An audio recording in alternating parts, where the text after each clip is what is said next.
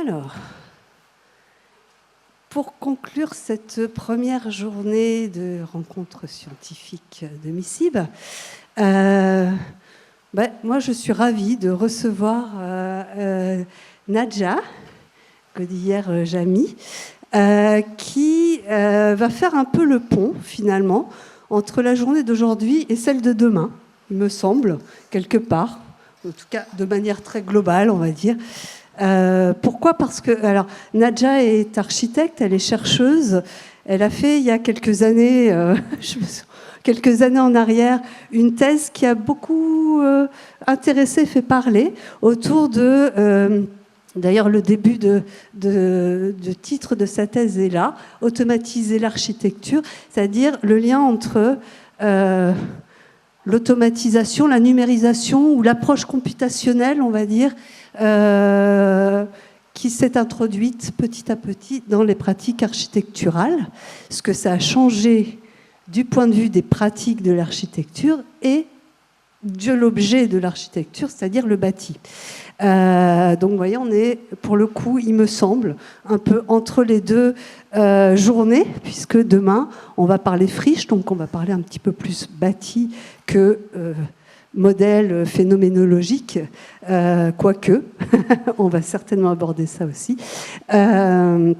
Et donc, voilà, aujourd'hui, Nadja... Alors, pour la petite anecdote et pour ceux qui voudront aller un petit peu plus loin, moi, j'ai découvert Nadja grâce à une émission sur France Inter ou France Culture, France Inter, ouais, qui s'appelle Le Code a changé, où elle est intervenue dans une émission qui est vraiment hyper intéressante, qui s'appelle Le Code a changé. Et il me semble que c'était le titre, la courbe en architecture, la courbe numérique ou quelque chose comme ça. Mais je pense que ce que va nous présenter aujourd'hui Nadja est encore plus intéressant. Et elle est aujourd'hui chercheure, enseignante à l'Académie royale des beaux-arts de Danemark. Donc elle nous vient de loin en plus. Voilà. Merci. Donc on aura quelques temps de questions aussi à la fin de la présentation de Nadja. Merci beaucoup, Carole, pour l'introduction. Merci beaucoup pour l'invitation. Comme mes collègues, c'est plus difficile de me faire taire que de me faire parler. Donc, si j'ai prévu de parler à peu près 30 à 40 minutes, si jamais ça déborde, n'hésitez pas à me faire signe. Automatiser l'architecture, domination logicielle et hybridation conceptuelle dans la fabrique de l'environnement bâti, c'est ce dont je voudrais vous parler aujourd'hui. Voilà, on recommence. On va parler d'architecture, on va parler de numérique et on va aller dans plein de variations autour de ces deux termes-là. Carole a déjà... Est-ce que c'est mieux comme ça ? Très bien. Carole a déjà indiqué qu'on va... autour de ces deux termes-là, en fait, il y a tout un tas d'autres choses. Donc on va... Voilà, on va commencer par le début, qui est juste de réfléchir un tout petit peu à qu'est-ce que ça veut dire automatiser l'architecture et pourquoi on fait ça. Si je prends la définition de automatiser par le Centre national de ressources textuelles et lexicales, automatiser, c'est rendre automatique, c'est-à-dire faire exécuter par une machine un programme de travail au lieu de le faire manuellement. Et donc, généralement, ça veut dire qu'on donne une série d'instructions à une machine pour obtenir un résultat précis. Voilà pour automatiser. Vous avez vu qu'il y a déjà la question de machine qui va nous amener au numérique dans un instant. L'autre partie qui est assez importante dans ce que j'ai dit, c'est que j'ai dit automatiser l'architecture, sauf que l'architecture, ça peut être pris, et c'est ce que je vais faire aujourd'hui, au sens très large. D'abord, ça peut être pris au sens très large de ce que vous voyez sur ces trois images, à savoir que ces trois images sont des bâtiments. Ce sont des bâtiments qui sont très différents les uns des autres. C'est un immeuble de logement parisien que vous voyez pour vous tout à droite. Au milieu, c'est la fondation Louis Vuitton de Franck Gehry, que vous reconnaissez peut-être, qui est un musée qui a coûté suffisamment cher pour que Bernard Arnault, qui l'a payé, refuse de communiquer le chiffre exact et le dépassement de budget. C'est un projet qui a impliqué beaucoup de numérique sur le plan technique, notamment de sa fabrication. Il y a des modèles très avancés pour le verre, pour le bois et pour le béton, qui sont les trois matériaux qui le composent. Et au bout, vous voyez un projet qui est un mémorial pour Babillard par une agence qui s'appelle Kokujia, qui est un projet qui répond à un concours qui n'a jamais été construit, mais qui mobilise tout un tas d'algorithmes, notamment ce qu'on appelle des modèles multi-agents, qui sont des algorithmes très prisés par une certaine frange d'architectes qui a une certaine capacité à la programmation et qui expérimentent beaucoup. Et donc, sur ce gradient, vous voyez non seulement que ce sont des bâtiments avec un échange avec le numérique très différent, avec des contextes de production très différents. Le mémorial qui n'est pas réalisé, il a été exposé très régulièrement, donc c'est un autre moyen de montrer ce qu'on pense comme étant une proposition d'espace. On n'a pas forcément vocation en architecture à fabriquer à la fin. Il y a aussi d'autres manières de discuter ce que c'est que l'espace et sa conception. Et aujourd'hui, quand je dis architecture, je voudrais rappeler que je pense vraiment à l'ensemble des conceptions spatiales, quelle que soit la manière dont elles vivent ensuite. Du coup, c'est ce qu'on appelle souvent des architectures de papier pour la première, et du papier au bâti, on va parler d'un peu tout ça. Quand je dis architecture, je parle aussi de sa production et qui va de sa conception à sa fabrication. Donc, en vrai, aujourd'hui, je vais beaucoup parler de conception parce que ce qui va m'intéresser aujourd'hui, c'est la manière dont on numérise, dont on automatise la conception de l'architecture.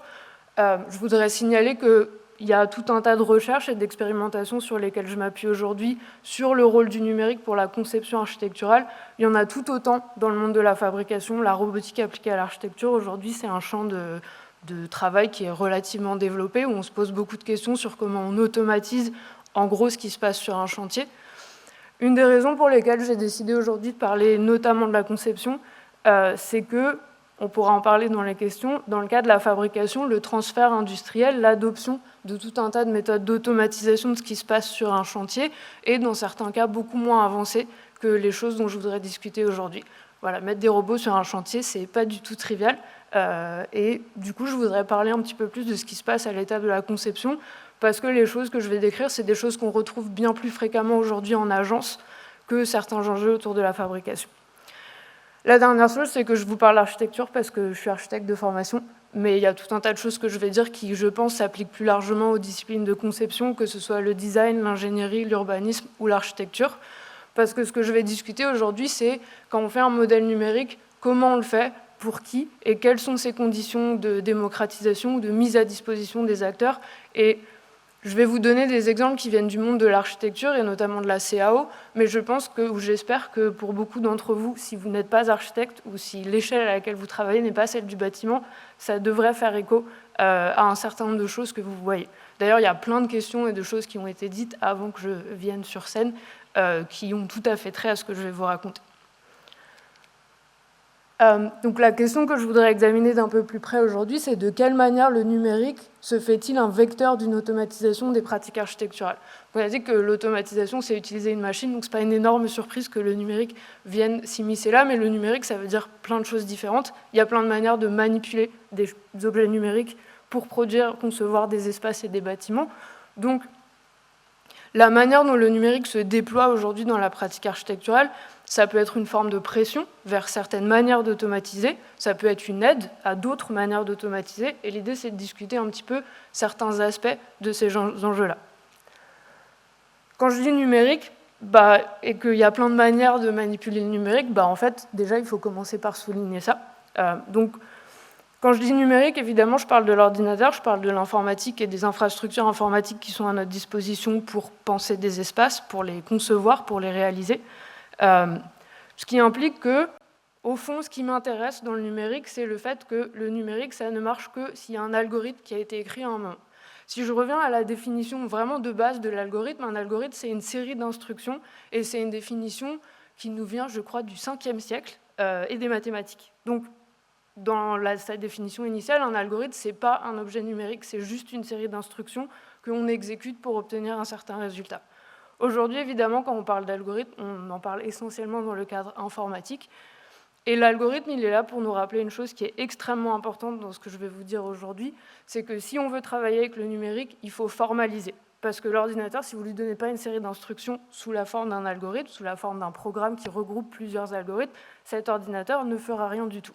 Donc il faut avoir trouvé des manières de formaliser, c'est une nécessité pour travailler avec le numérique. Formaliser, en gros, si je le prends très rapidement, ça veut dire écrire ce que vous voyez à gauche, c'est-à-dire écrire une série de lignes de code qui vont être exécutées par l'ordinateur.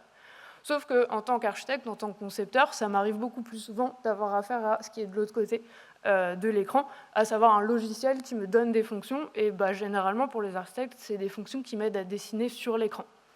Ces fonctions-là, elles s'appuient sur tout un ensemble d'instructions de programmation auxquelles on a rarement affaire. Pourtant, ces instructions de programmation-là, ce sont elles qui définissent ce que moi je vais pouvoir faire quand je manipule mon interface. Donc non seulement il y a une formalisation, à savoir que si je suis architecte et que je cherche à mettre au point un programme, un logiciel qui va me permettre de faire un certain nombre d'opérations de conception, je vais devoir écrire des étapes de programmation. Et souvent, ce qui arrive, c'est qu'en fait, c'est évidemment pas moi qui le fais, puisque moi, je travaille avec la partie qui est à droite et qu'il y a quelqu'un d'autre qui a écrit la partie à gauche. Donc, non seulement il y a une question qui consiste à dire si, en tant qu'architecte ou autre discipline, je suis un ou une experte de la conception, comment est-ce que je traduis mon savoir-faire en une série d'étapes de programmation? Et ensuite, si c'est quelqu'un d'autre qui s'en charge, comment est-ce que ce qui a été détaillé ici, qui est la définition ou la description première du travail de conception, se traduit en une interface de l'autre côté? Et on l'a très bien entendu plusieurs fois aujourd'hui déjà, ces traductions-là, en fait, elles ont lieu dans un réseau d'acteurs, elles impliquent beaucoup de gens et d'expertises différentes. Et donc les conditions dans lesquelles ces transformations se font et le résultat, qui est le logiciel qui est présenté à quelqu'un qui va travailler par exemple dans une agence d'architecture, il faut les examiner pour comprendre qu'est-ce qui se joue exactement. Ce qui veut dire qu'aujourd'hui, on va regarder un petit peu les conditions de cette formalisation pour la conception contemporaine. Et pour parler de la conception contemporaine, je vais faire à un moment un tout petit retour en arrière pour comprendre d'où viennent nos pratiques de formalisation aujourd'hui. Pour faire ça, je vais le faire en plusieurs parties. Vous avez vu que j'ai titré la présentation « Automatiser l'architecture ». En fait, si on veut automatiser l'architecture, il faut passer par plusieurs étapes avant, décider, optimiser, industrialiser et hybrider. Ce n'est pas obligatoire pour toutes ces étapes, mais généralement, notamment pour industrialiser, c'est dans cette optique-là qu'on crée tout un tas des outils d'automatisation. Si je commence par décider l'architecture, on l'a déjà entendu beaucoup de fois aujourd'hui que les systèmes numériques sont des systèmes d'aide à la décision. Avant d'aller un petit peu plus en détail là-dedans, je voudrais pointer un truc qui me paraît très important pour comprendre les conditions dont je parle. On parle des disciplines de conception. Et si on revient à une question épistémologique très simple pour définir que sont les disciplines de conception, quand on cherche en épistémologie à définir une discipline, la première question qu'on pose, c'est quoi? Qu'est-ce qu'on cherche à faire? Quel est l'objectif? Dans les sciences traditionnelles, le quoi, c'est connaître le monde. C'est définir arriver à montrer, démontrer, trouver un certain nombre de vérités sur le monde. Quand on passe aux disciplines de conception, il y a, je pense, un changement crucial qui est que, en fait, on cherche à faire le monde plutôt qu'à le connaître. Donc, le point de départ, déjà, il change un petit peu. Bon, donc c'est bien de savoir quel objectif, au moins très globalement. La deuxième grande question de l'épistémologie, c'est comment on fait ça? Comment est-ce qu'on fait le monde? Je ne vais pas aller beaucoup dans le détail, mais je pense que ce qui est important, c'est que si comment faire le monde, comment faire l'environnement bâti, on décide que ça passe par l'automatisation d'un certain nombre de tâches. Et cette automatisation, elle peut avoir plein de raisons. La première image que je vous ai montrée de ce concours, qui a une partie centrale très compliquée, l'automatisation, elle sert simplement à maîtriser une certaine complexité géométrique. Dans d'autres cas, l'automatisation, elle peut simplement servir à réduire des coûts, à explorer un certain nombre de variations pour trouver la meilleure performance environnementale dans les différentes propositions. Il y a un tas d'objectifs différents à cette automatisation. Ce qui m'amène à dire que d'abord, il faut garder en tête pour tout ce qu'on va voir aujourd'hui que automatiser l'architecture, c'est d'abord la décider. Non seulement parce qu'il faut comprendre pourquoi on cherche à automatiser, mais aussi parce qu'il faut comprendre comment, quand on automatise et qu'on transmet des instructions à un ordinateur, on les formule. Il faut avoir décidé quelles sont ces instructions, et en vrai, ce n'est pas du tout une question triviale, étant donné la variété des architectures et des environnements bâtis et de leurs conditions de production.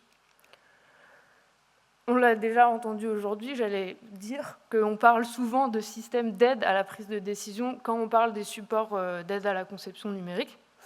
Ça peut prendre ce genre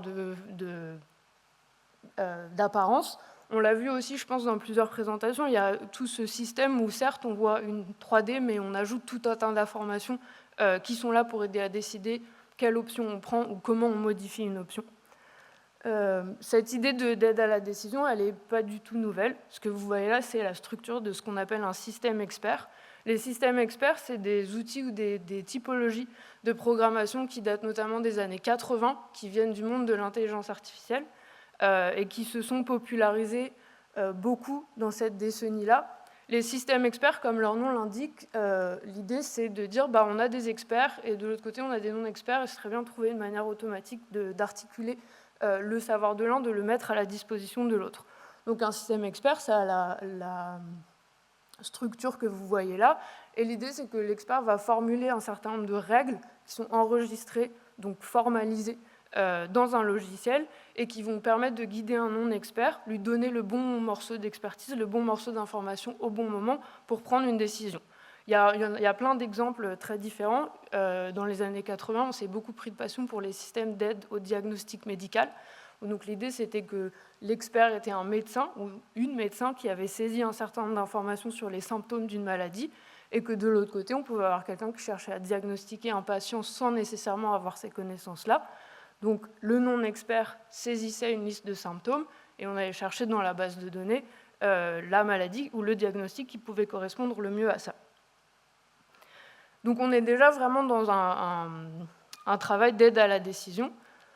Et c'est une idée qui, en fait, date de bien avant les systèmes experts. Les systèmes experts et les années 80, c'est le moment où tout un tas d'équipements informatiques, notamment les ordinateurs personnels, se sont démocratisés. Donc c'est un moment où tout un tas d'industries commencent à avoir accès à certains outils informatiques, et donc aux logiciels associés, dont beaucoup reposent sur des systèmes experts. Avant ça, l'histoire de l'automatisation, et notamment de l'automatisation de l'architecture, elle remonte à beaucoup plus longtemps. Le premier groupe de travail qui s'est intéressé à comment est-ce qu'on numérise l'architecture en vue de son automatisation date de 1964. C'est un groupe de recherche qui a été créé à Harvard, un an avant que le MIT fasse la même chose. Il y a beaucoup d'archives qui existent sur le milieu américain. Donc c'est pour ça que les deux exemples que je vous donne sont aux États-Unis. Il y en a aussi tout un tas en Europe qui sont moins connus, dont on a moins étudié l'histoire, mais dès les années 60, et en fait dès le moment où on commence à conceptualiser l'informatique moderne, il y a des gens qui commencent à se dire comment est-ce qu'on fait pour automatiser la conception d'un bâtiment. Ce que vous voyez là, c'est le groupe du MIT qui s'appelle le Architecture Machine Group, qui est assez connu notamment parce que son fondateur, Negroponte, l'a intégré au Media Lab, quand le Media Lab a été créé quelques années plus tard. L'architecture machine group, donc le groupe des architectures machines, précisément son idée c'est de faire de l'architecture une machine, et ce sous deux angles. Le premier, c'est vraiment l'idée que le bâtiment est une machine, qu'il y a tout un tas de choses qui sont automatisées dans son fonctionnement. Ça peut aller de choses qui sont aujourd'hui extrêmement triviales pour une non-experte dans ces techniques-là, comme la régulation des températures dans un bâtiment. Vous avez certainement déjà vu des projets de façade animée ou des choses comme ça. Donc l'idée, c'est vraiment que le bâtiment réagit de manière plus ou moins personnalisée à ce que ses utilisateurs, ses habitants y font. Mais l'autre chose que l'architecture machine group, et notamment Negroponte, discutent beaucoup, et avec beaucoup de leurs collègues de l'époque, alors je dis beaucoup de collègues, ils doivent être 15 aux États-Unis, on n'est pas non plus dans un groupe de recherche énorme, mais c'est l'idée que l'ordinateur est un assistant, et un assistant intelligent. Donc c'est vraiment un pair machine et un pair architecte, ou un pair, donc PAIR bien sûr, qui travaillent ensemble, les deux étant capables d'apprendre et de se conseiller mutuellement. Cette citation, à la fin, Negroponte dit en substance que cette idée de fonctionnement à deux, machine et humain, dans la conception, sera dans quelques années d'une banalité phénoménale, ce qui n'est pas tout à fait le cas aujourd'hui encore. Mais ça date de 1969 et c'est une rhétorique ou un discours qu'on retrouve aujourd'hui de manière assez similaire dans tout un tas de recherches autour de l'intelligence artificielle et de comment on peut utiliser des intelligences artificielles pour assister des architectes dans la conception de plans.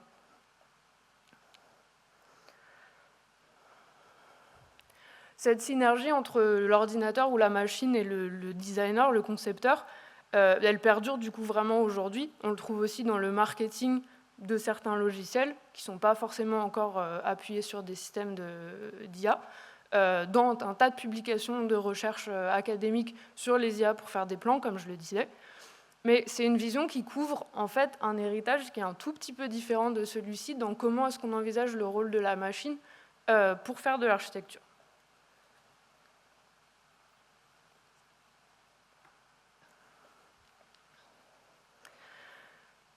cet héritage, il est profondément lié à l'idée, pas juste d'automatiser l'architecture, mais de l'optimiser.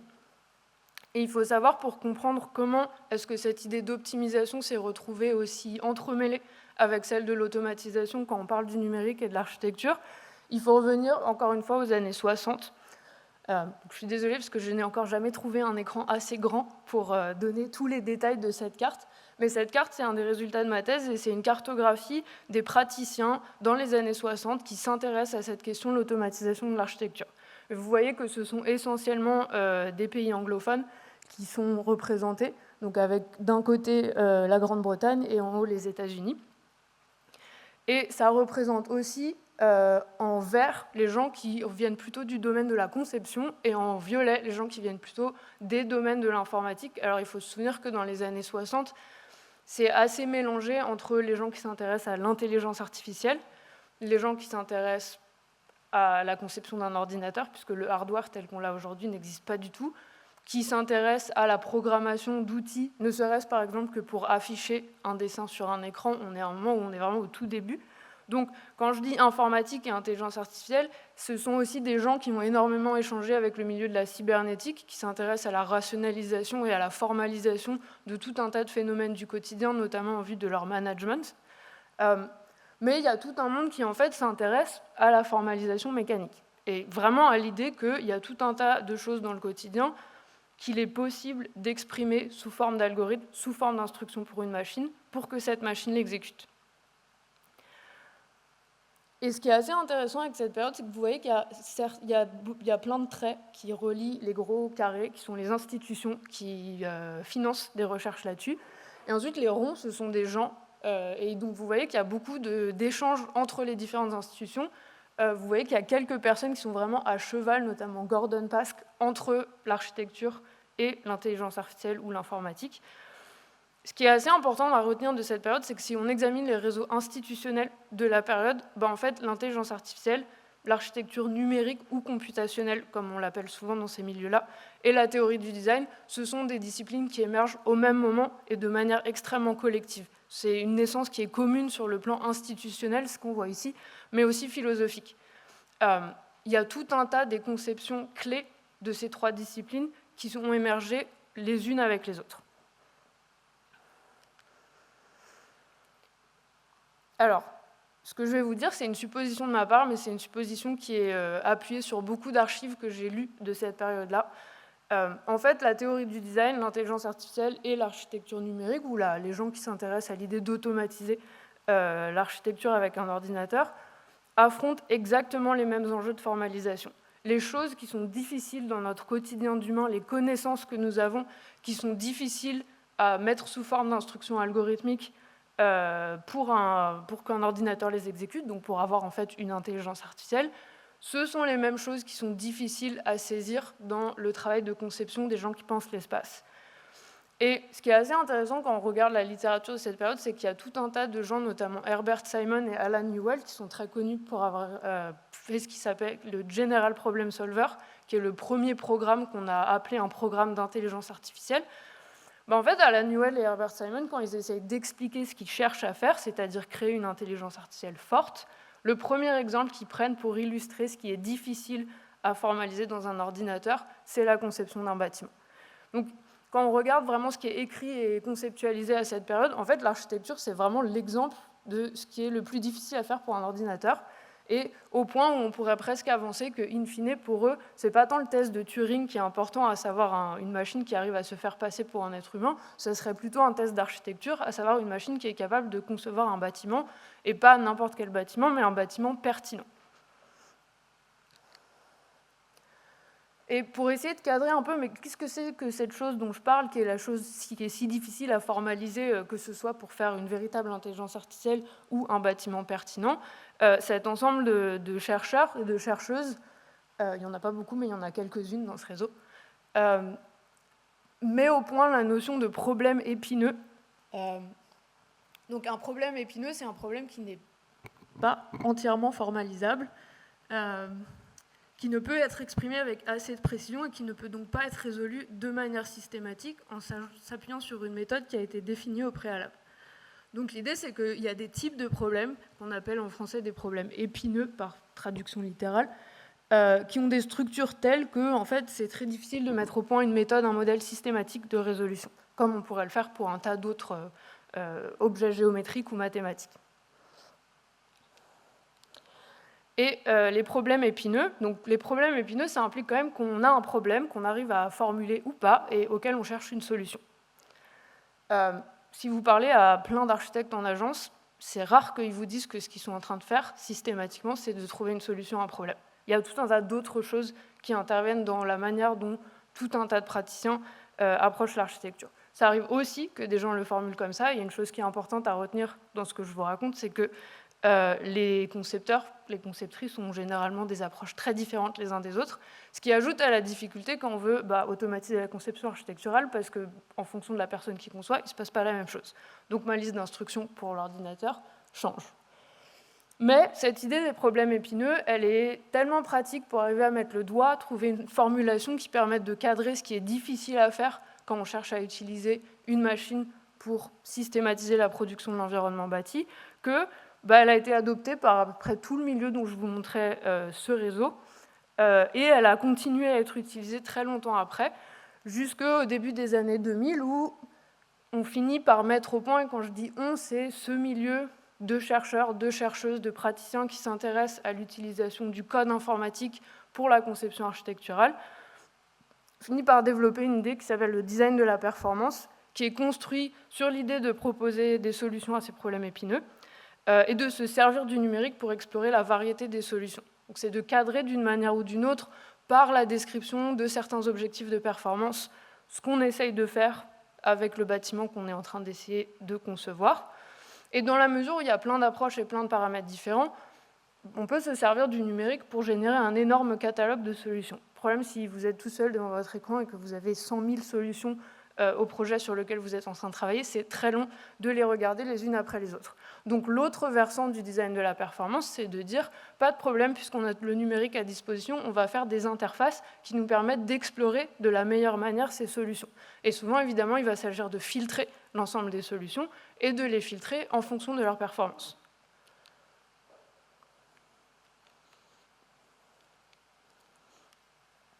Je vais passer la définition d'optimiser, puisque je pense que pour tout le monde, elle est suffisamment claire. Comment est-ce que, quels paramètres, quels critères on prend quand on essaye d'optimiser, quels critères on peut prendre pour trier ces solutions? Il y a des critères qui sont relativement clairement établis par des modèles communs. Vous voyez ici un système de définition d'un problème pour une optimisation structurelle. Les modèles thermiques, on en a à disposition un certain nombre sur lesquels on est communément d'accord. On peut avoir des discussions quand on est expert sur certains points, mais je pars du principe qu'il y a des critères qui sont suffisamment clairement établis pour qu'on soit tous d'accord sur la manière dont on va les évaluer. Ensuite, on a des critères qui sont un peu plus difficiles à cadrer. Je pense que la question de l'environnement ou de la performance écologique est un très bon exemple pour ça. Il y a des modèles qui existent. Je vous rappelle inutilement probablement que les normes européennes et françaises d'analyse de cycle de vie sont là pour nous donner un cadre pour évaluer la performance environnementale du bâtiment, mais pas seulement. Néanmoins, il y a des débats. Je pense qu'il y a quelque chose qui est très rapide à pointer avec les systèmes d'analyse de cycle de vie et la manière dont ils sont utilisés dans le bâtiment, c'est qu'on a tendance à se concentrer énormément sur les impacts carbone et les impacts énergétiques, mais qu'une analyse de cycle de vie, c'est 26 indicateurs, donc il y en a 24 autres qu'on a tendance à mettre de côté pour plein de raisons que je ne discuterai pas aujourd'hui, mais qui, je pense, montrent que la performance environnementale, on a certaines manières de l'évaluer qui sont discutées encore beaucoup. Et après, on a des critères qui sont beaucoup plus difficiles à modéliser. Ce que vous voyez ici, c'est un système qui s'appelle des isovistes. Je ne vais pas aller dans le détail, mais les isovistes, c'est une manière de mesurer le ressenti qu'on a dans un espace. Est-ce qu'on se sent enfermé? Est-ce qu'on se sent bien à l'aise? Est-ce qu'on se sent écrasé par un espace gigantesque? Les isovistes, c'est un modèle mathématique qui permet de calculer la performance d'un espace de ce point de vue-là, du point de vue du ressenti qu'on a quand on est dedans. Je vous donne cet exemple-là, mais l'idée, c'est de dire, en fait, il y a des critères, typiquement le ressenti qu'on a dans un espace, qui sont beaucoup plus difficiles à cadrer avec des modèles qui soient des compromis qui permettent à tout le monde de se mettre d'accord. Ce qui est assez intéressant avec ces critères, c'est que il donne à voir la diversité des approches de la conception architecturale dont je parlais tout à l'heure, qui sont, je pense, la base de la conception. Donc, avec tout ce que je vous dis, et avec un certain héritage qui vient de la manière dont sont nées ces différentes disciplines, automatiser, c'est prédéfinir des critères de performance pour le bâtiment, pour qu'un logiciel puisse exécuter des opérations de conception, évaluer la performance et me proposer un nombre restreint de solutions qui ont toutes une performance équivalente. Une fois qu'on a dit ça, on peut poser la question, on parlait tout à l'heure des sliders pour laisser les gens manipuler un certain nombre de critères de performance ou de critères de conception. S'il y a quelqu'un qui a écrit un modèle avec des critères de performance pour le bâtiment dans un logiciel, comment est-ce que moi, en tant qu'utilisateur, qui n'a pas forcément le savoir-faire de la programmation, je manipule ce modèle-là? Poser cette question, ça revient à poser la question de dire si, au contraire, je suis développeur ou développeuse et que je suis en train de mettre au point un logiciel, j'ai un dilemme que je vais dire de manière très simple, mais qui est en fait très compliqué. Est-ce que je préfère que mon utilisateur ou mon utilisatrice ait le contrôle le plus fin possible de ce que je suis en train de mettre au point comme modèle, ou est-ce que je veux que ce soit facile? C'est un petit rappel ici qu'en fonction du profil de l'utilisateur, cette personne ne va pas du tout se positionner de la même manière sur la facilité de la manipulation d'une interface. Je vous montrais tout à l'heure l'infrastructure de programmation et l'interface logicielle, qui sont deux niveaux complètement différents d'interaction. Et si je suis un développeur ou une développeuse, j'ai aucune connaissance architecturale a priori. Et c'est vraiment des profils types, donc j'espère que je ne vexerai pas ceux d'entre vous qui ont une double expertise. Si je suis architecte et qu'au contraire je suis passée par une formation qui ne m'a jamais donné ne serait-ce que la logique de ce que c'est que la programmation, en fait j'ai qu'une des deux expertises. Et après au milieu, vous voyez qu'il y a des gens qui ont une expertise un peu des deux. Et évidemment, on peut être très expert en architecture et avoir un tout petit peu de base en programmation, ou être complètement à l'inverse. Mais donc il y a une espèce comme ça de panel de profils de connaissances qui sont ultra simplifiés ici, mais qui peuvent beaucoup varier, qui vont changer complètement la manière dont un utilisateur ou une utilisatrice réagit à la manière dont un développeur ou une développeuse a choisi d'approcher ce dilemme du contrôle plutôt que de la facilité, ou l'inverse.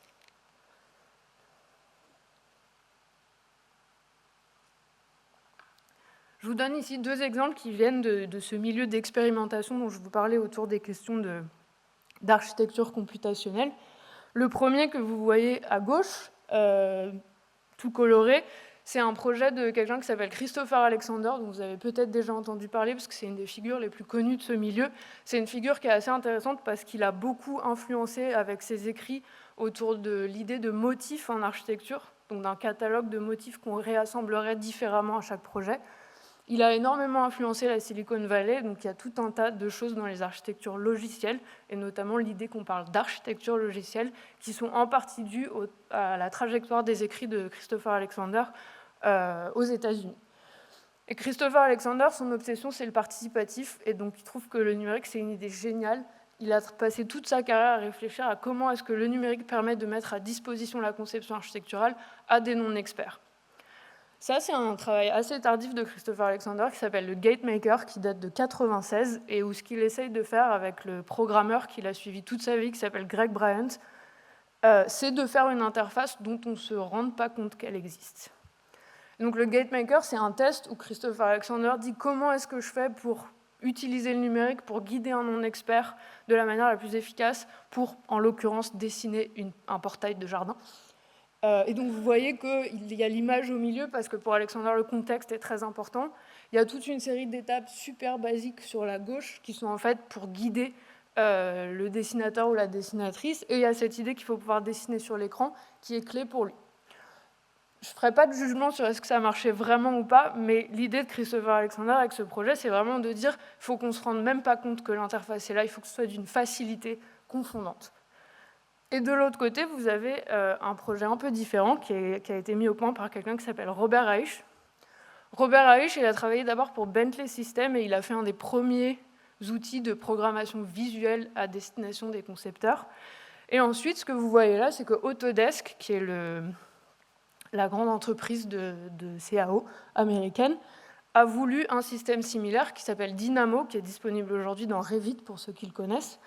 Et Robert Hale, son idée, c'était de dire qu'en fait, il fallait quand même que les concepteurs aient un minimum de connaissances sur comment la programmation, ça fonctionne, sur quelle est la logique de programmation. Et donc, ce que Aish a fait, c'est qu'il a pensé ce que vous voyez, qu'il y a une courbe d'apprentissage qui est cachée à l'intérieur du logiciel. En gros, l'idée de cette courbe d'apprentissage, c'est que si vous êtes concepteur ou conceptrice, vous avez relativement l'habitude de manipuler un modèle 3D, un modeleur 3D. Donc la première étape, c'est ça. Et ensuite, petit à petit, l'idée, c'est de mettre en présence de l'utilisateur ou de l'utilisatrice via l'interface des degrés de programmation de plus en plus élaborés.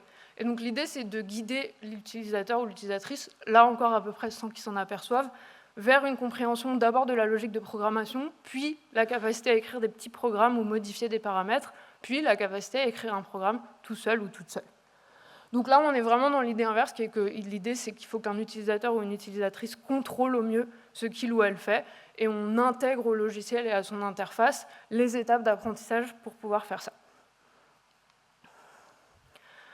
Ce que je viens de dire, ça implique une chose qui est assez importante à comprendre pour réaliser le contexte dans lequel, je pense, aujourd'hui sont produits la majeure partie des logiciels de CAO pour les architectes.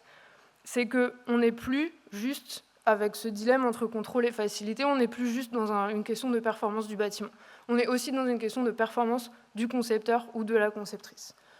On parle de manière usuelle d'industrie de la construction, mais il y a aussi une industrie de l'architecture qui fait peser sur les concepteurs et les conceptrices des contraintes qui sont extrêmement difficiles de temps. Et aussi, on a entendu il y a quelques heures, je crois, que souvent, la manière dont les modèles sont pensés fait écho à un tas de contraintes. En fait, il y a une partie de ces contraintes qui n'ont rien à voir avec les contraintes techniques, qui sont des contraintes industrielles. Et donc, la question de dire est-ce que je veux que mon utilisateur ou mon utilisatrice soit plus facile ou qu'il contrôle mieux, elle est complètement biaisée par le cadre industriel dans lequel aujourd'hui on produit des logiciels. Cela dit, dans la mesure où, vu ce paysage industriel, les éditeurs de logiciels sont systématiquement confrontés à ce dilemme dans ce cadre précis, non seulement il y a des praticiens, comme je vous ai montré avec Alexander et Aish, qui s'intéressent à cette question du contrôle et de la facilité, mais il y a aussi des éditeurs de logiciels qui développent des stratégies différentes. Et je vais illustrer ces stratégies avec 3 éditeurs de logiciels. Et je vais m'appuyer ou je vais étendre un petit peu une idée qui a été développée par quelqu'un qui s'appelle Éric Raymond. Vous le connaissez peut-être parce que c'est lui qui a inventé le terme open source. Il a écrit un livre qui s'appelle Le Bazar et la cathédrale, où il explique que selon lui, il y a 2 types de logiciels. Il y a des logiciels qui sont des cathédrales parce qu'ils ont été développés par une seule équipe, une seule entreprise, qui sont donc des grosses machines avec un seul acteur qui va maîtriser la majeure partie des aspects. Et il y a des bazars qui sont en gros des milieux open source avec des outils où il y a tout un tas de gens différents qui contribuent. Donc c'est un peu le foutoir, mais il y a une plus grande série de fonctionnalités, d'acteurs, de contributeurs. Et Éric Raymond, il s'intéresse beaucoup à la manière dont ces logiciels sont produits et aux acteurs, au profil des acteurs qui les produisent. Mais ce qui est assez intéressant avec cette idée du bazar et de la cathédrale, c'est qu'en fait, ça s'applique aussi aux environnements d'apprentissage. Ça s'applique de manière très large à l'ensemble des choses qu'on peut étudier pour essayer de comprendre comment un logiciel fonctionne, comment il est fabriqué pour s'adresser à certains profils. Je vais vous donner donc 3 exemples. Le premier, c'est Autodesk et Revit. Donc Autodesk, c'est très simple, c'est la facilité comme compas. Autodesk fabrique des logiciels, notamment Revit, qui, en gros, sont très bons pour proposer des interfaces à des gens qui sont en agence, qui ont besoin de produire vite, beaucoup d'options, d'examiner vite, beaucoup de paramètres, d'être sûr vite que ça ne coûte pas trop cher, que ça respecte les normes environnementales et que ça tient debout.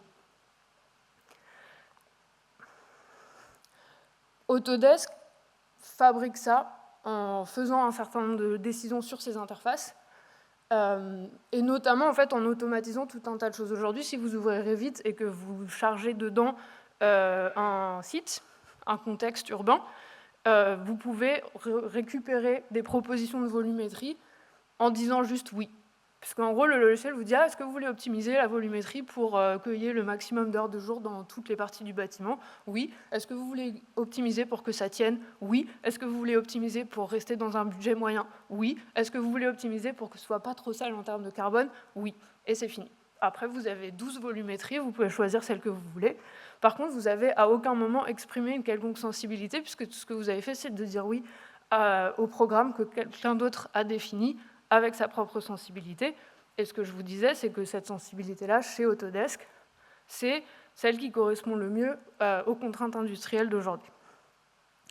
Autodesk associe ça avec des structures d'apprentissage qui sont très verticales. Si vous regardez à quoi ça ressemble le forum pour apprendre vite, vous verrez que ça ne propose pas de vous expliquer comment utiliser une fonction. Ça vous propose comment faire un pont ou un stade d'une certaine manière. Et de la même manière, c'est très organisé pour que ce soit les gens de chez Autodesk qui vous répondent plutôt que d'autres utilisateurs. C'est une cathédrale, du coup, dans tous les sens du terme.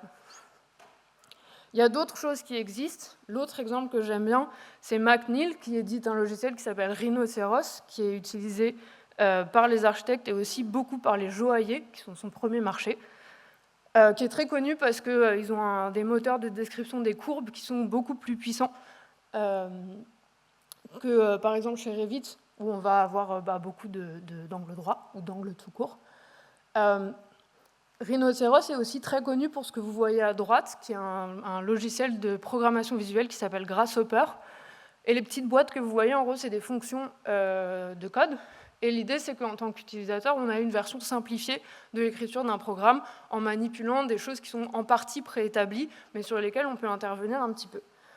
Et l'idée de McNeil, c'est vraiment une maîtrise graduelle, qui est souvent partielle, mais dont il pense qu'elle est suffisante parce qu'elle permet aux utilisateurs et aux utilisatrices, en gros, d'identifier les logiques de programmation et à minima de pouvoir parler à quelqu'un qui a peut-être plus de connaissances dans le domaine qu'eux. Et les structures d'apprentissage sont très horizontales. Je disais tout à l'heure que le bazar, c'est tout le monde contribue, tout le monde discute, tout le monde pose des questions. Le forum de Grasshopper, c'est à peu près ça. C'est très difficile parfois de trouver des instructions et des explications pour certains des bouts du logiciel, mais c'est une espèce de bazar où en gros tout le monde discute, ou si vous posez une question, il y a de très fortes chances pour que la personne qui a mis au point l'ensemble de Grasshopper vous réponde. Donc c'est très difficile de survivre là-dedans si vous n'avez pas le temps. Par contre, si vous avez un tout petit peu de temps à consacrer, au lieu d'avoir une courbe d'apprentissage qui est très basse et qui plafonne très vite, vous allez aller un petit peu plus haut et vous allez avoir une maîtrise donc graduelle, même si elle est souvent partielle. Et après, il y a le troisième exemple où je trouve que Éric Rémond et son bazar et sa cathédrale s'arrêtent un peu. C'est Processing. Processing, c'est une fondation qui est dédiée à l'idée que, notamment dans le design graphique, il faut savoir programmer, que c'est un incontournable. Et donc, le travail de la fondation Processing, c'est d'avoir développé le logiciel que vous voyez là. Donc là, vous voyez, il y a à peu près plus d'interface utilisateur. On ne voit que le code. On voit après les résultats une fois qu'on a écrit le code. Donc on ne peut pas faire cet aller-retour comme on voyait précédemment entre un modèle 3D ou un dessin et le code. On est directement là-dedans. Il y a tout un travail sur l'interface pour guider des utilisateurs novices. C'est du Java, c'est un langage qui est relativement simple à apprendre. Et l'idée, c'est que la fondation Processing rassemble toutes les contributions et en gros les range. Moi, je trouve que c'est un peu comme une mairie. On n'est plus vraiment dans une cathédrale ou un bazar. On est dans un endroit où l'enjeu, c'est de savoir programmer et on prend toutes les contributions qui veulent bien aider. Par contre, on les organise pour que ce ne soit pas un enfer pour les utilisateurs et les utilisatrices de s'y retrouver.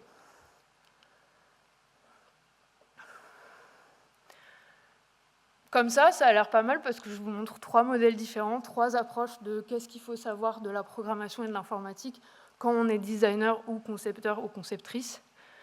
La vérité, c'est que Autodesk, qui a le modèle cathédrale, c'est 80% du marché.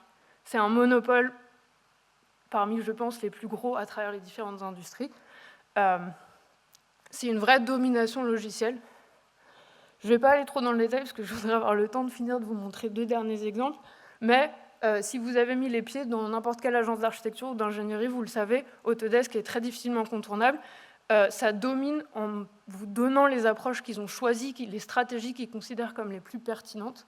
Si je vous donne un ordre de grandeur, Rhinoceros, qui est donc cet intermédiaire relativement raisonnable, c'est 1 million d'utilisateurs. Autodesk, c'est 18 millions.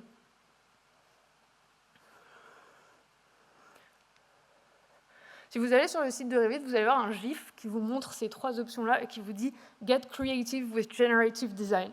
Soyez créatif avec la programmation. Alors, je ne sais pas ce que vous en pensez, moi, mais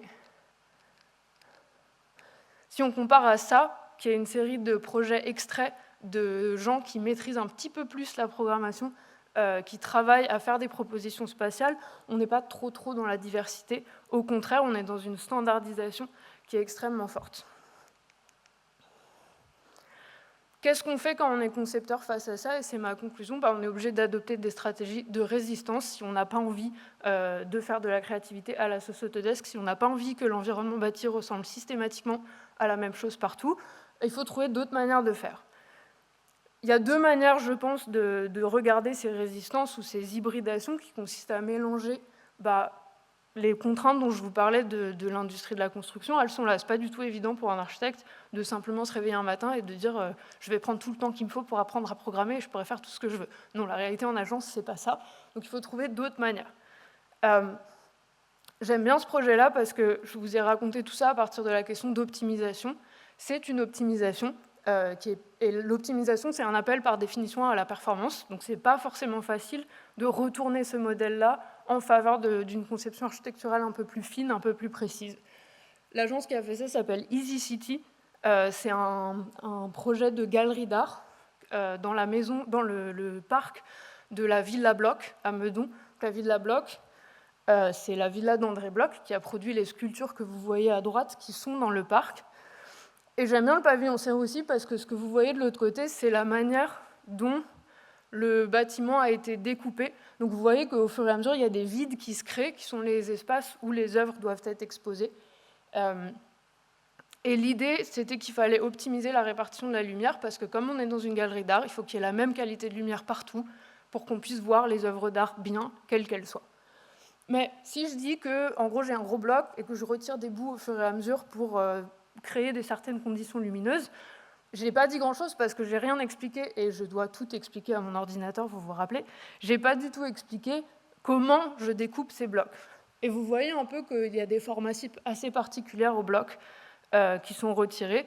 Et je pense, sans avoir eu confirmation des architectes, que la forme de ces blocs est une réponse directe au contexte. Et donc ça veut dire que quelque part dans cette machine d'optimisation, on trouve des petits endroits où on ajuste précisément ce qu'on est en train de faire avec le modèle pour répondre à une demande architecturale. Le deuxième exemple que je voulais vous donner, je l'aime bien parce que c'est Autodesk qui a demandé à une agence qui s'appelle The Living d'utiliser leurs nouveaux outils pour Revit pour créer ou réorganiser leur bureau de Toronto. Et c'est ce qu'ils ont fait, ce que vous voyez dans l'animation, ça divise des zones de travail dans le bâtiment pour créer différentes équipes et leurs places de travail. Mais les critères que vous voyez qui ont été choisis pour définir c'est quoi une place de travail optimale, il y a la productivité, on ne sait pas trop comment ça s'exprime mathématiquement dans un code, et puis il y a des trucs comme le buzz. Et donc en fait, même dans un cadre où c'est Autodesk qui demande à une agence de se servir de ses propres outils, ils finissent par trafiquer des expressions mathématiques qui représentent leur propre sensibilité sur ce que c'est qu'un espace de travail de qualité. Et je pense que ces deux exemples, ils montrent que même quand on en arrive à faire de l'optimisation, on peut toujours, avec une certaine connaissance de ce que c'est que l'optimisation, trouver des manières d'hybrider ou d'intervenir sur des systèmes qui sont pourtant potentiellement parfois très verticaux. Je ne vous parlerai pas de ça, parce que je n'ai pas le temps. Ce que je voudrais juste dire, c'est que ça, ce sont des résistances conceptuelles. C'est des manières d'envisager l'optimisation et la conception numérique qui permettent de refléter une sensibilité architecturale. La question qui est ouverte, c'est comment est-ce qu'on crée des résistances logicielles. Parce que les deux exemples que je vous ai montrés, c'est des gens qui savent programmer et faire de l'architecture. Ce sont des gens qui ont une double formation. La vraie question, c'est comment est-ce que, quand on est en agence et qu'on est confronté à, en gros, devoir utiliser Revit pour plein de raisons diverses, on trouve des manières, des espaces dans ces logiciels-là qui permettent d'avoir un peu de liberté. Et je laisse ça comme question ouverte à vous. Merci beaucoup.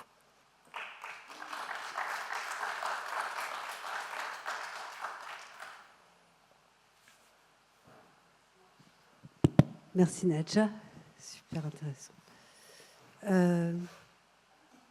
Des questions, des commentaires, des réactions?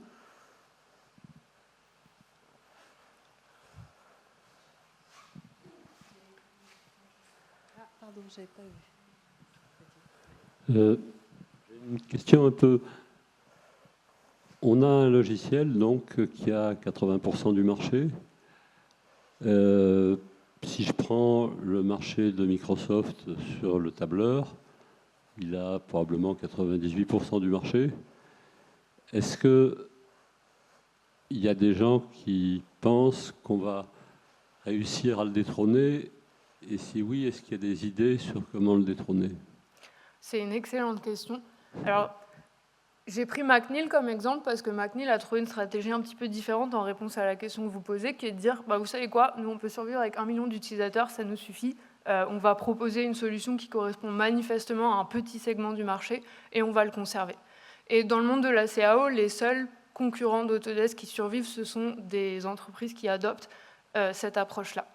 Maintenant, ce n'est pas quelque chose que Blender a dit, mais il me semble que si on regarde la manière de définir des stratégies pour survivre ou exister face à Autodesk, Blender est très bien placé parce que Blender, c'est une autre forme de mairie.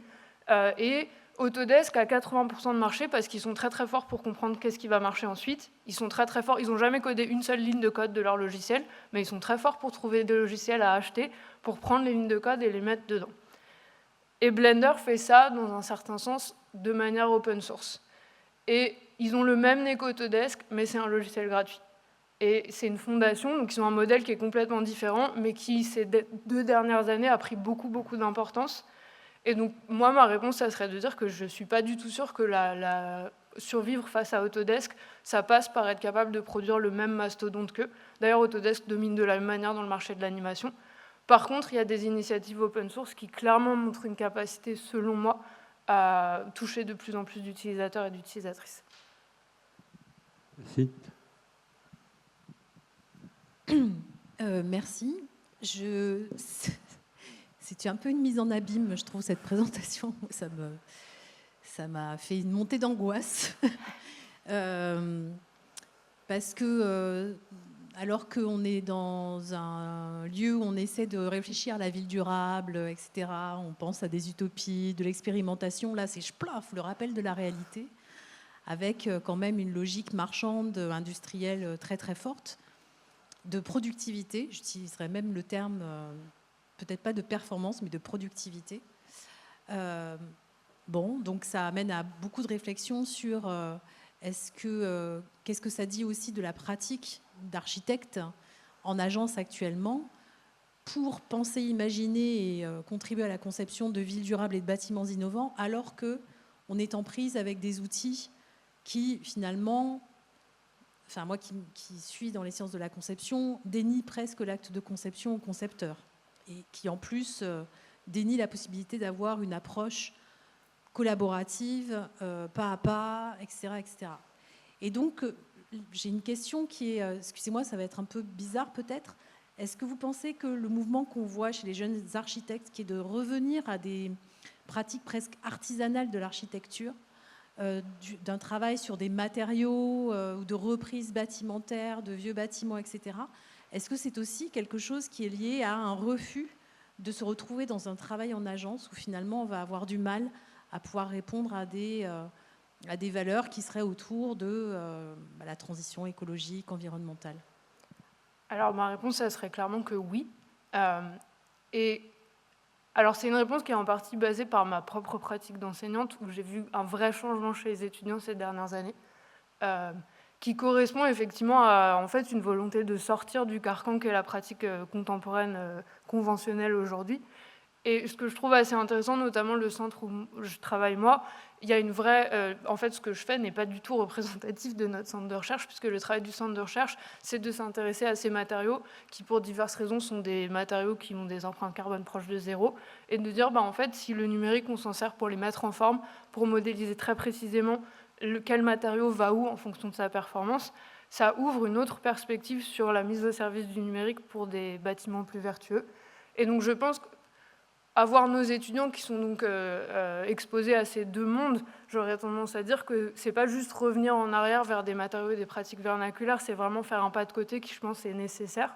Et je suis assez d'accord que c'est un constat qui est assez déprimant, mais je dois dire que en déménageant au Danemark, j'ai aussi découvert qu'il y a une manière de pratiquer l'architecture qui est très différente, notamment parce que le Danemark, c'est 6 millions de personnes, donc il y a une question d'échelle qui permet de faire ça. Mais je vous parlais d'hybride ou de résistance logicielle. La majeure partie des agences que j'ai vues au Danemark, elles travaillent avec Revit, mais elles n'ont jamais cessé de chercher, parce qu'elles ont l'espace pour le faire, notamment financier, des alternatives plus vertes à ce qu'elles font. Et alors, c'est ce que je commence à faire maintenant comme projet de recherche, qui est quelle est la forme que leurs interactions avec Revit prennent quand ils font ça. mais je vous donnerai juste un chiffre pour vous donner une idée de ce qu'ils arrivent à faire. Aujourd'hui, le Danemark a mis en place un seuil qui est de 7,5 kg de CO2 par mètre carré quand on construit un bâtiment. Les agences dont je vous parle, elles ont dit, nous, ça ne nous intéresse pas, on veut être en dessous de 4 et on vise 2. Et ils y arrivent. Et donc, je pense qu'au contraire, la question de la ville durable est un moteur pour trouver ces hybrides et que s'il y a une source d'espoir peut-être à avoir, elle est exactement là.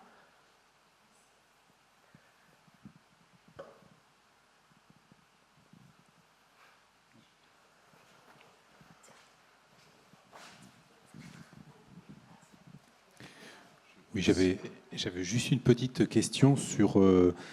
aujourd'hui, on pourrait penser faire de l'automatisation de conception avec des logiciels, en particulier avec de la génération automatique qui pourrait apprendre dans d'anciens bâtiments. Mais je me demandais s'il ne fallait pas se positionner un peu différemment et être plutôt sur de l'aide à la conception, dans le sens une vérification de la conception et des structures, des calculs de structure ou ce genre de choses. Et dans ces cas-là, la chaîne logicielle n'est pas forcément la même, puisqu'on va plutôt être dans la vérification du possible plutôt que dans l'imagination de ce possible. Je pense que c'est une question, c'est assez difficile de répondre. L'exemple que je peux prendre sur l'optimisation structurelle, c'est que c'est une aide à la décision de savoir ça quand on est architecte et qu'on conçoit un bâtiment. Les exemples que je connais aujourd'hui qui sont les plus avancés de modélisation structurelle sont au contraire ceux qui limitent le plus les architectes. Parce qu'il y a une vraie culture. Alors, je suis désolée pour les gens qui sont ingénieurs dans la salle, je vais faire un énorme raccourci, mais il y a une vraie culture de l'ingénieur qui dit ensuite, ils nous emmerdent, ces architectes, à faire des trucs pas constructibles parce qu'on leur a donné des modeleurs qui font des trucs courbes bizarres. Donc, en fait, on va limiter la simulation à des géométries dont on sait déjà qu'on sait les faire de manière compétitive. Mais par contre, il y a un vrai territoire, c'est assez fascinant parce que ce sont les gens qui sont les meilleurs sur cette question d'exploration des possibilités, qui ont proposé les choses techniquement les plus avancées, mais à chaque fois, c'est pour priver d'une partie de leur travail, je pense, les architectes. Et il y aurait une vraie question à dire, est-ce que si on prend ces modèles informatiques-là et qu'on les retourne sur eux-mêmes pour autre chose, est-ce qu'on commence vraiment à avoir des choses qui relèvent véritablement de l'aide à la décision et de l'aide à la conception ? Oui, alors, merci pour votre intervention que j'ai trouvée passionnante. J'avais une question, juste si vous pouviez un petit peu approfondir cette contradiction ou cette tension qui peut exister, d'après ce que j'ai compris, entre la conception d'un bâtiment aujourd'hui et puis justement ces enjeux de transition écologique, d'économie circulaire, la capacité de travailler justement avec des matériaux, avec voilà, sans CO2 et autres, où j'aurais compris quelque part qu'un logiciel comme Revit serait une sorte d'obstacle, parmi d'autres peut-être, à cette transition. Alors je pense que oui, pour plus d'une raison. D'abord, Revit et plein d'autres logiciels du même type, ça fonctionne comment ? Ça fonctionne en vous proposant un produit qui existe déjà dans l'industrie de la construction. Or, il y a une énorme majorité de ces produits qui n'est pas soutenable. Et il y a une nouvelle réglementation européenne dont l'Europe annonce qu'ils auront fini de la mettre en place dans 10 ans. Donc on a un petit problème de temps, mais qui vise à exactement traiter de ce problème-là. Mais Revit ou Autodesk, en tant qu'éditeur de logiciels, ne s'est jamais préoccupé de ça. Ensuite, si on regarde la manière dont sont évaluées les performances environnementales dans ces logiciels-là, on s'aperçoit que c'est extrêmement restreint. On va en gros faire une facture matériaux et puis une petite estimation de la consommation énergétique au courant de la vie. Alors certes, ce sont des gros impacts, mais le faire de cette manière-là et priver les utilisateurs et les utilisatrices d'autres modèles, c'est aussi se bloquer aux innovations qui commencent aujourd'hui à apparaître, qui vont beaucoup plus loin que ça. Parce qu'en gros, faire un bâtiment comme on le fait aujourd'hui, mais un peu mieux, c'est très très loin de ce dont on a besoin pour finir cette transition. Et donc dans la mesure où les modèles sur la performance environnementale comme sur là sont déjà préétablis et alignés sur l'industrie aujourd'hui, en fait c'est très difficile, relativement c'est mieux, mais c'est à peu près tout. Et voilà, je vais m'arrêter là pour l'instant. Merci.